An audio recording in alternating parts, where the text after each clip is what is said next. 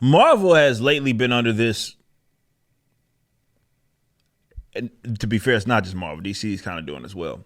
I think that the existence of characters that have been around for a while that are valued by the customers and are generally seen as people get enthusiastic about. I think you have this new era of people who don't like that. Okay.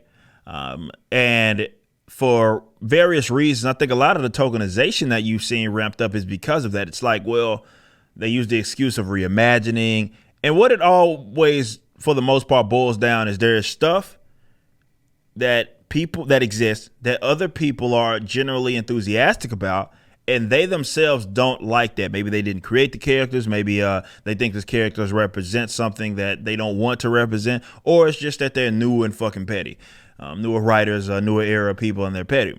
So you've seen this sort of level of replacement that has happened over the last, I would say, starting with all new, all different Marvel. Obviously, you had New 52, which is kind of that stuff with DC, but you going into like the all new, all different Marvel, and then going into whatever the hell DC's doing right now. Well, really what it was like current era is like, okay, how can we replace the old era? Because we try to make something happen, it's dog shit. What can we do to make people like us and like our material? Okay, what we'll do is we'll try to take advantage of the brands and the names and the recognition, and we'll just have new people in those general suits. And what all it does is acts as different versions of the characters that we all know exist. It's happened with that with Spider-Man. It's happened, of course. You see that right now with, well, it already happened around again the same era when you had Jane Foster's store get implemented.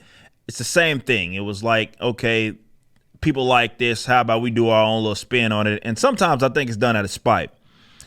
And I think this is actually a big part of it as well with this. They're going to go ahead and say that, you know, X-23 isn't that any, or Laura is now just straight up is Wolverine, as opposed to being, to be fair, it was just a knockoff anyway. But you get like titles like this from the people that get the exclusive and the access media, such as CBR. And CBR says Laura Kinney has surpassed Logan as Wolverine all because she cares more. And if you think about that title, but I know some people would just throw it away, say, oh, it was just an opinion piece, it doesn't matter. No, it does matter when you consider who CBR is. CBR is specifically the access media. They are the people that get the exclusives from Marvel.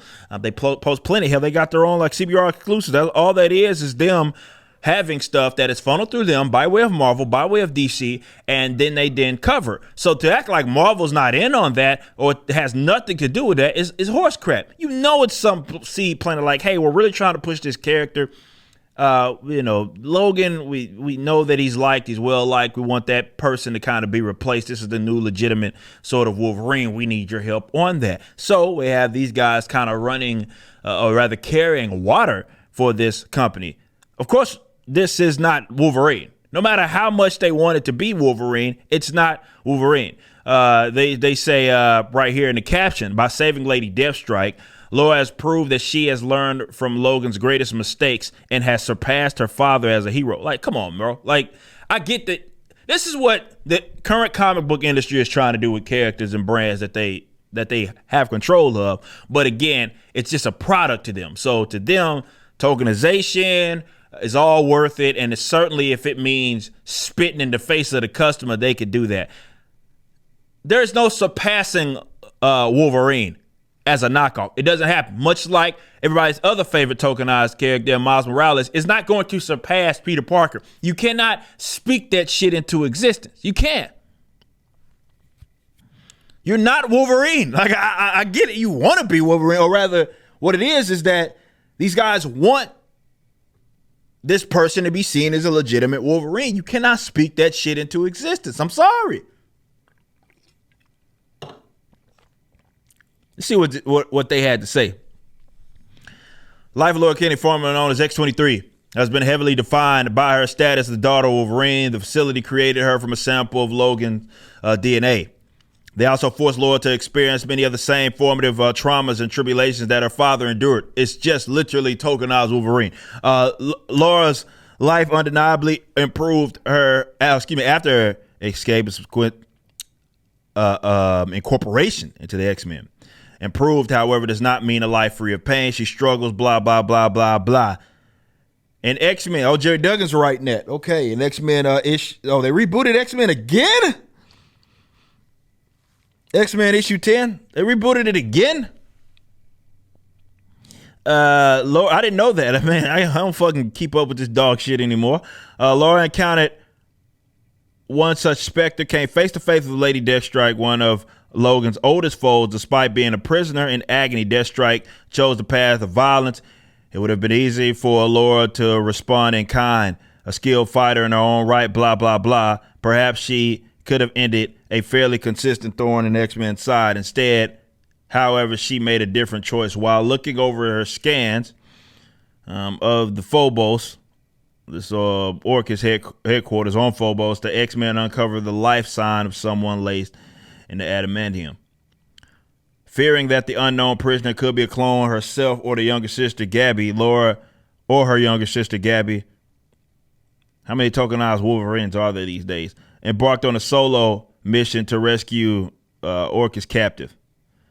And this is just, they're literally just carrying water. They're just, Marvel for sure told them to write this dumb shit. Look, got the whole get up and everything. This is not Wolverine, bro. I'm sorry. Like, this is not Wolverine. This is a fan fiction version of Wolverine, but that ain't Wolverine.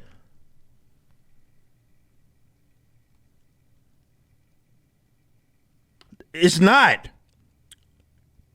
After safely returning to Earth, Laura stood by Lady Deathstrike as she received life-saving treatment and even offered her sanctuary on Krakoa after she'd regained consciousness. Although Lady Deathstrike turned down the offer, she showed genuine gratitude to Laura, acknowledging her as a worthy heir to Logan's legacy by calling her Wolverine before she departed. She's not Wolverine. And this is what they do. This is literally, I've seen this before. They did the same goddamn thing with Lady Thor. It was, or She-Thor as I call her, where what they do is have other characters that people know and like, legitimize them, and then to say, okay, you're this character. If you remember, I can't remember in what issue it was, Odin's talking to actual Thor, which is his fucking name, right? It's not a mantle, it's a mantle. No, it's his name. Okay. He is supposed to represent, I think there was probably some shit Jason Aaron wrote. Odin that is supposed to basically represent us. We're saying, what the hell? And so Odin's saying, what the hell, you sucker, how could you have her bearing your name? And what they did was use actual Thor to say, she's more worthy than I am to carry this title. Like, what? What? Same thing we have, for example, right here. Cyclops. You did great, Wolverine. She's not Wolverine. Cyclops, you know it better than anybody. But CBR wants you to believe, well, she's not only is she now Wolverine, she's better than Wolverine because of her compassion.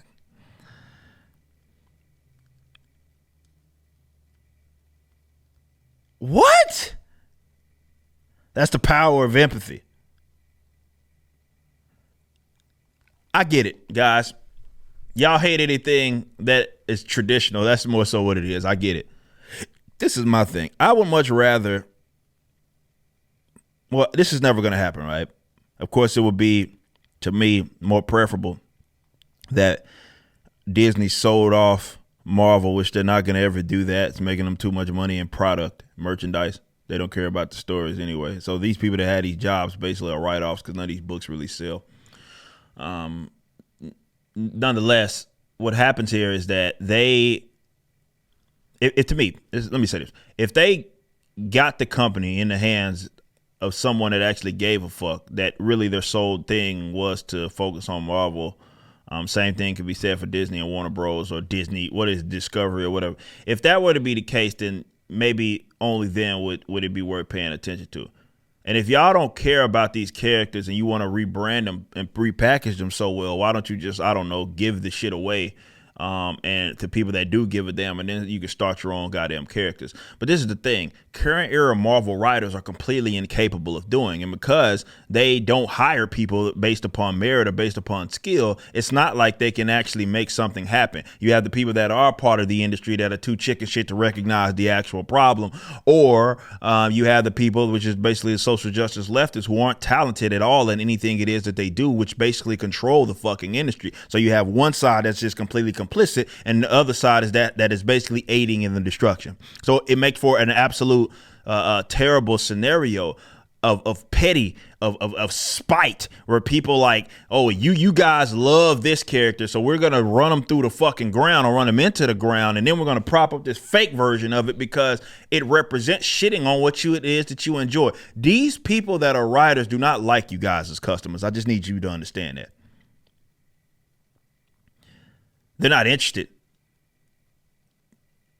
at all in you guys and what it is that you actually want. To the people that would actually walk into the comic book shop on a Wednesday, voluntarily purchase it. They're not doing these stories for you. They're doing stuff to like get adapted in movies and stuff. Like you see what's happening with Thor. That shit just happened. A lot of people don't seem to understand that. It just happened. Like Lady Thor just happened. That was not a thing that happened like fucking 2 decades ago. Though, yeah, you have the what if Jane Foster was Thor, but like in actual, that was like a 2015, 2014 thing.